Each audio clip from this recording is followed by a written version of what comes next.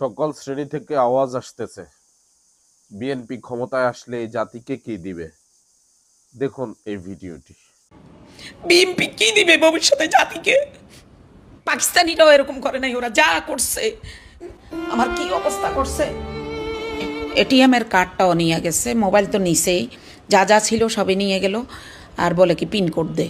প্রত্যেকটা বাড়ির সাথে সাথে আমি আমার নগদ বিকাশের পিনকোড দিয়ে দিচ্ছি আঘাত পেয়ে। রহমান একজন সিনিয়র নেতা, অভিজ্ঞতা নিয়ে বসে আছে, কষ্ট করতেছে। উনি ওনার অভিজ্ঞতা দিয়ে চিন্তা করুক। আজকে যদি ওনার মা হতো, ওনার বোন হতো, ওনার স্ত্রী হতো, ওনার কন্যা হতো, তাহলে উনি কি করতো? আমার অপরাধটা কোথায়? এরা ভবিষ্যতে কি করবে? আমার সংগঠন একটা কল্যাণমুখী সংগঠন। আমার হিজড়ারা হলো প্রতিবন্ধী, আমার হিজড়ারা হলো মানুষের কাছে ভিক্ষা করে খায়। আমি চাই ভিক্ষাবৃত্তি যেন না করে, ওদের কর্মমুখী করা। ভিক্ষা না করে ওরা কর্মমুখী হোক, এটার জন্য এত দিন রাত অক্লান্ত পরিশ্রম করতেছি।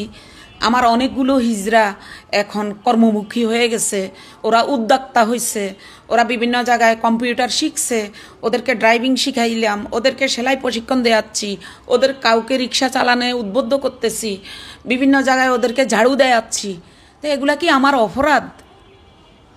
আমার জাতির কাছে প্রশ্ন।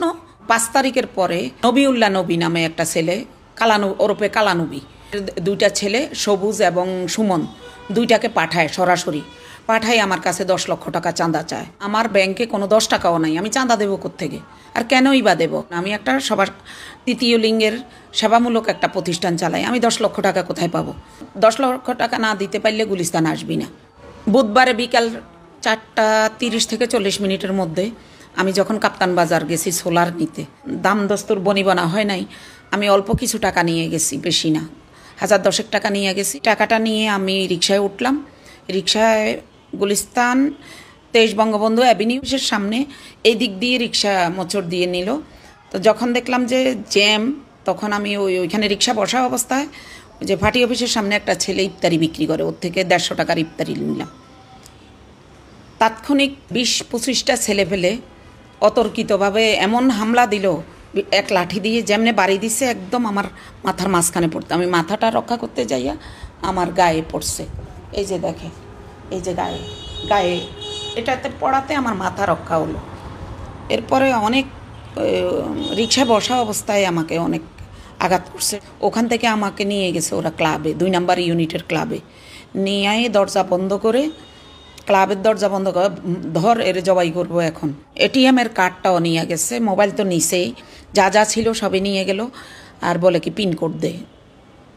মানে প্রত্যেকটা বাড়ির সাথে সাথে আমি আমার নগদ বিকাশের পিনকোড দিয়ে দিচ্ছি আঘাত পেয়ে। এর চেয়ে বেশি অত্যাচার অবিচার, মানে পাকিস্তানি হানাদার বাহিনীর মতো এরা যা করলো, মানে দুঃখজনক এবং লজ্জাজনক। আমি বারবার বলতেছি, তোরা আমার সন্তানের মতো, বাবা আঘাত করিস না। আর আমি আমার জানা মতে আমার ব্যক্তি জীবনে আমি কারো থেকে 10 টাকা চাঁদা খাই নাই, আমি কোনো হিজড়া দিয়া কোনো দিন চাঁদা খাই নাই। আমি বরঞ্চ আমজনতার উপকার করছি। হিজড়ারা কোথাও যদি অশ্লীলতা ব্যবহার করে, সবাই আমারে ফোন দিছে, আমি সেই অনুযায়ী আমি চেষ্টা করছি আমার দ্বারা যতটুকু সম্ভব হয়, আমার দ্বারা আমি যতটুকু